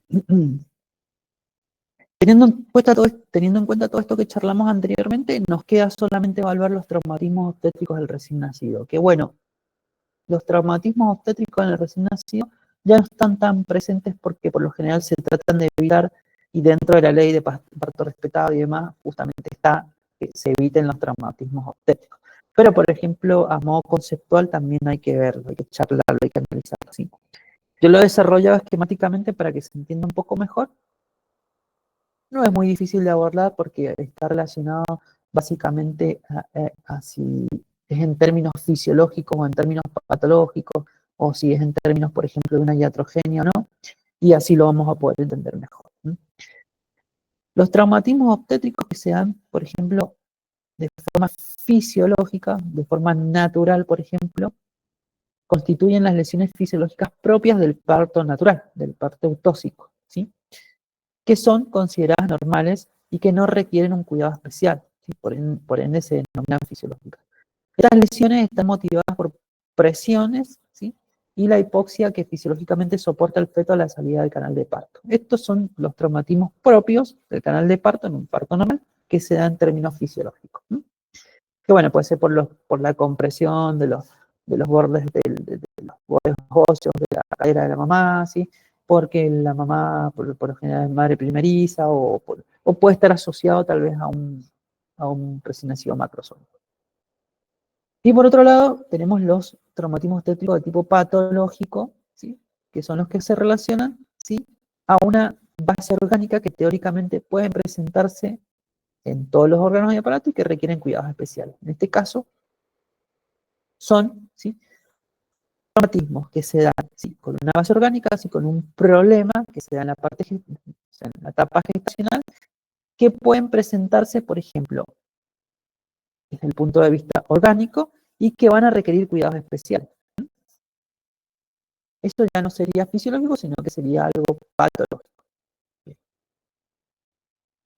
Y acá tenemos varios, para tener en cuenta como ejemplo. Desde lo fisiológico teníamos, ¿se acuerdan el caput? ¿Sí? Por ejemplo, el edema de cuero cabelludo. Bueno, ese es un traumatismo obstétrico de tipo fisiológico. La hiperostosis fisiológica, que es la contusión mínima sobre un pliegue, ¿sí? Encima de un reborde óseo, ¿sí? En donde yo puedo ver ahí una equimosis o un traumatismo en la piel. La tumefacción de las zonas de presentación. Esta es muy clásica. En la mayoría de los recién nacidos se pueden encontrar pequeñas áreas de cianosis, equimosis y edema producida por la presión sobre la zona de presentación. La zona de presentación, por lo general, es cefálica, ¿sí? Y se ven, por ejemplo, signos de la presencia de un leve hematoma, ¿sí? Pequeño, que se puede ver en la parte de la frente, en la parte cefálica, en la frente, o en la parte posterior, ¿sí? En la parte occipital, que tienen leve presencia de edema por la compresión, pero es más la presencia de una zona enrojecida como un tipo equimosis. Tipo equimosis es como si fuera un hematoma muy pequeño que inclusive no llega a ser violáceo, sino que es más rojo. La famosa hemorragia subconjuntival. Estoy hablando de traumatismo fisiológico. La hemorragia subconjuntival es muy frecuente, sobre todo por éstasis venosas del cuello. ¿Sí? Cuando lo vemos al recién nacido que tiene los ojitos hinchados y vemos que es el halo enrojecido de la parte de la conjuntiva en el párpado superior. La adiponecrosis subcutánea. ¿Sí? Por lo general lo voy a entrar como términos difíciles de nombrar, pero cuando yo lo leo en realidad es algo sencillo, nada más que en términos teóricos es la manera más, digamos, es la manera correcta de mencionarlo. En este caso es una lesión que se produce por la consecuencia de isquemia debido a la compresión de la piel del niño sobre un resalte óseo materno, generalmente secundario a uso de forceps. Esta es la menos usual, el uso de forceps ya no se utiliza casi, pero bueno, la compresión del resalte óseo, digamos, con la piel, sobre todo por compresión, se denomina adiponecrosis subcutánea. Las famosas petequias, ¿sí? Habíamos charlado sobre eso, que por lo general son pequeñas manchas rojizas de tipo puntiforme que se relacionan con capilares muy pequeños rotos, ¿sí? También por compresión, y erosiones y pequeñas heridas, como por ejemplo las famosas cutáneas que dan lugar tal vez a la acción instrumental directa durante la cesárea de urgencia, ¿sí? Erosiones y heridas, cutáneas, lo denomina como por ejemplo un corte, ¿sí? O un traumatismo, ¿sí? Un traumatismo abierto es muy grosero, pero por lo general una erosión puede ser por fricción, ¿sí? Que yo lo noto como tipo quemadura, ¿se entiende? Que bueno, eso es durante una cesárea de urgencia en términos fisiológicos porque por lo general es una maniobra, ¿sí? Que se utiliza de forma urgente, entonces por eso se puede presentar de esa manera. Y por otro lado, los patológicos, en donde los traumatismos fetales prepartos, ¿sí? Vamos a encontrar la lesión fetal que tiene lugar durante el embarazo, generalmente, por ejemplo, relacionada a pruebas diagnósticas, ¿sí? Que constituyen las lesiones que son consecuencia de técnicas invasivas obstétricas durante el embarazo, ¿sí? Por eso se denomina fetales prepartos, o se clasifica preparto, como por ejemplo una amniocentesis o biopsia, etcétera, ¿sí? Toma de muestra, por ejemplo, el líquido amniótico para determinar tal vez un cultivo del líquido. Intraparto, ¿sí? Digamos, ya cuando se está dando justamente ya todo el procedimiento del parto, ¿sí? En donde comprenden las lesiones que produce el transcurso del parto como lesiones cutáneas, óseas, como por ejemplo fracturas de clavícula, fracturas de codo, ¿sí? Parálisis braquial, ¿sí? O plexo braquial, parálisis musculares, nerviosas, entre otras cosas. Y posparto, que son aquellas lesiones a consecuencia de maniobras de reanimación. ¿Sí? Por ejemplo, un paciente que haya nacido deprimido, en la cual por maniobras de reanimación para el abordaje de urgencia, como por ejemplo una intubación endotraqueal, ¿sí? O punciones arteriales, o sondaje nasogástrico, o aspiración nasofaringia, pueda generar un traumatismo que puede ser, por ejemplo, orofaringio, nasofaringio, o traumatismo del paladar blando, entre otras cosas, ¿no? Para cerrar, ¿sí? Hay que entender de que hay causas primarias que se relacionan con causas fetales, maternas y obstétricas, ¿sí?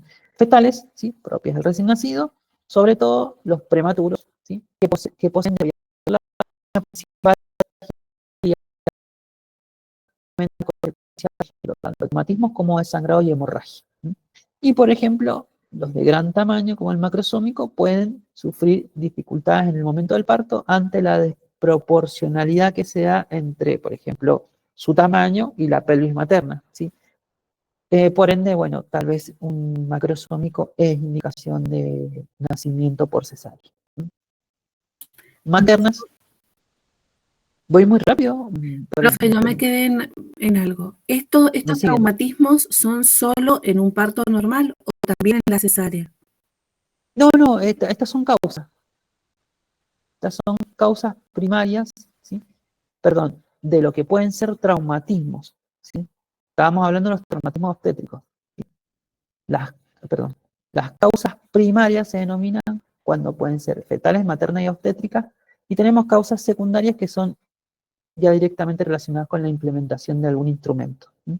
Son las causas, estábamos hablando de las causas, ¿sí? Por ejemplo, si hablamos de causas primarias de tipo fetales, se relaciona digamos, a los nacimientos prematuros o a los recién nacidos macrosómicos. Esto sí puede generar traumatismos obstétricos. Por otro lado, las maternas, ¿sí? La causa puede ser la estrechez o la deformidad pélvica, incrementa el riesgo de traumatismo intraparto. Igual sucede en las madres añosas que suelen tener menos elasticidad y musculatura en el canal de parto, ¿sí? Y por otro lado, las obstétricas, ¿sí? Que los partos excesivamente rápidos, ojo, o muy lentos, son especialmente traumatizantes, ¿sí? Y la famosa distosia de presentación, donde pueden encontrar presentaciones no habituales como la podálica, que pueden generar un parto traumático. Para que no se pierdan, espérenme que estoy tratando de encontrar esto, porque por ahí estoy muy rápido y se perdió.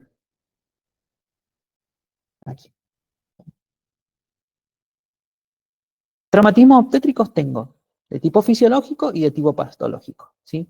Fisiológico, los más clásicos, que se pueden presentar con un parto normal, y patológico con, por ejemplo, ya una complicación o una patología en el transcurso de la gestación prenatal, ¿sí? Por otro lado, tenemos dentro de los traumatismos fisiológicos, estos que están acá, ¿sí? Todos estos, ¿sí? Que de hecho son los más clásicos y los que más presentes vemos en el recién nacido. Y los patológicos, en donde encontramos dentro de las etapas de parto, ¿sí? Tenemos el preparto, el interparto y el posparto, son estas que ven acá, ¿sí? Las que charlamos recién. También mencionábamos las causas de esos traumatismos anteriores que vimos. ¿Qué tenemos? Como causas primarias, fetales, maternas y obstétricas, ¿sí? Para darle una clasificación y poder entenderlas cómo se presentan. Y por otro lado tenemos las causas secundarias que están relacionadas a la iatrogenia, ¿sí? Que en base a esto es donde ya no se utiliza más lo que sería la utilización de herramientas para disminuir justamente un parto, el riesgo de parto respetado o traumatismo durante digamos, todo el transcurso del parto, sobre todo en la etapa de expulsión. Y las causas secundarias que se relacionan a las iatrogenias son, por ejemplo, instrumentales, intervenciones manuales o medicamentosas. Instrumentales, bueno, forma directa, ¿sí? Con lesiones de instrumentos como por ejemplo el forceps o las ventosas. Forceps, esta, tipo cuchara, y las ventosas. Manuales, ¿sí? Los partos distóxicos, en donde, por ejemplo, con una intervención manual, ¿sí? Violenta, que puede ser, por ejemplo, ejercida con presión, en donde, por ejemplo, los obstetra quieren maniobrar para poder ubicar al recién nacido, o, por ejemplo, con una maniobra en donde con las manos quiere tratar de ubicarlo, ¿sí? En el momento del alumbramiento, ¿sí? Puede generar traumatismos como, por ejemplo, fracturas óseas de clavícula, ¿sí? Parálisis de preso braquial, entre otras cosas. Y las medicamentosas, en donde está relacionado justamente a la utilización o administración farmacológica, ¿sí? tanto barbitúricos como anestésicos, ¿sí? Como por ejemplo anticoagulantes si se requiere, ¿sí? Todo esto durante el parto, ¿sí? Puede tener repercusión, ¿sí? En el recién nacido. Bueno, tenemos una más representativa que lo ¿sí? Para cerrar, ¿sí? Algunas lesiones siempre van a tener emergencia para salvar la vida del recién nacido y otras pueden tratarse más adelante independientemente de lo que se presente, ¿sí? Se pueden reducir de forma espontánea justamente si son de tipo fisiológicas, ¿sí? La actuación del profesional de enfermería debe basarse en los siguientes principios. Primero, actuar para solucionar la urgencia presentada, ¿sí? Hay que ver primero qué es lo que se presenta, ¿sí? Recuerden de que si bien un recién nacido a término puede tener un Apgar acorde, ¿sí? También pueden hacer un recién nacido totalmente deprimido, donde digamos, el abordaje es de urgencia y se trata de utilizar un montón de herramientas que pueden generar traumatismos, ¿sí? El tubo entraqueal, la aspiración de emergencia, la utilización de bolsa de reanimación, entre otras cosas. Canalizaciones y demás. Ayudar a minimizar el dolor del niño y su familia, ¿sí? Aplicar las medidas que mantengan las funciones vitales del niño, ¿sí? Desarrollar las técnicas que inmovilicen la fractura si fuera necesario en este caso, ¿sí? Si se presenta una fractura. Mantener la temperatura corporal adecuada, ¿sí? Acordar el desgaste metabólico, asegurar una nutrición y hidratación adecuada, mantener la integridad de la piel y favorecer el contacto del niño y sus padres en términos de que si ya se termina la urgencia, siempre, una vez estabilizado, hay que favorecer el vínculo. Recuerden cuando charlamos de la macangura. Y con eso terminamos. ¿Quedó más o menos claro lo de los traumatismos obstétricos? Buen día, profe. Una compañera en el grupo que dice que no la acepta. Sí, buena tarde, porque ya estamos por terminar. Pero la vamos a aceptar Bueno, igual. ¿qué le digo? Vamos a la parte donde resolvemos las dudas. En la parte de traumatismos obstétricos, por eso, si ustedes ahora lo ven, que lo voy a dejar de presentar. Ahí está. Como lo vimos anteriormente en la presentación de PowerPoint, es esquematizado en forma de cuadro para una mejor comprensión. Porque si ustedes lo ven en la literatura, es muy largo el temario y por ahí, cuando ustedes lo ven, el vocabulario es muy complejo. Entonces, por ahí a la hora de abordarlo en forma esquemática, en cuadros, como lo vieron recién presentado, en donde estos cuadros resumidos o cuadros comparativos hacen más fácil que ustedes puedan entender de qué se trata el tema, básicamente. Porque no es más que clasificaciones, subclasificaciones, más clasificación, y eso por ahí uno lo confunde, pero cuando uno por ahí lo analiza un poco más, lo entiende rápidamente, no es tan complejo, sobre todo esta parte. Ya para cerrar con el tema que habíamos empezado a ver, relacionado a recién nacido postérmino, macrosómico, ¿sí? Síndrome alcohólico fetal, ¿sí? Síndrome de abstinencia, recesión mamadicta y traumatismos obstétricos. Con eso ya cerraríamos todo lo del recién nacido para ya la semana que viene, si una vez de analizar lo del trabajo práctico número 2, ya empezar con una mínima introducción de lo que serían patologías respiratorias en el paciente pediátrico. También más adelante van a trabajar con un trabajo práctico número 3, que ahora todavía no lo tengo preparado, en donde vamos a abordar el abordaje del adolescente, ¿sí? De lo que sería el paciente adolescente. Bien, ¿alguna duda?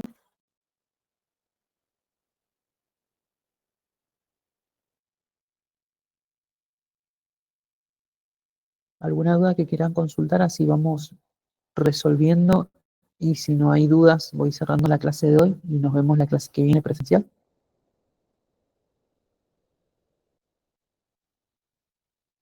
Recuerden que el temario que vimos hoy día, perdón, el material que trabajamos hoy día, ahora yo cuando termine con el segundo grupo, se los comparto por plataforma para que ya lo tengan presente. También recuerden los que todavía faltan de subir su trabajo para poder darle una clasificación. Está abierto el espacio todavía para que puedan ir subiendo sus trabajos correspondientes, tanto del trabajo práctico número 1 del 2, para que yo pueda ir calificándolos. Bien, profe, gracias. Ok, profe. Perfecto, entonces, si no hay dudas, los que quieran ir saliendo de la clase, no hay problema, me quedo con los que quieran tal vez presentarme alguna duda para ir resolviéndola. Recuerden dejarlo todo para la asistencia, porque me quedo un ratito más también para ir viéndolos y corroborando la asistencia. Y bueno, nos vemos el miércoles que viene en la clase. Bueno, gracias, profe.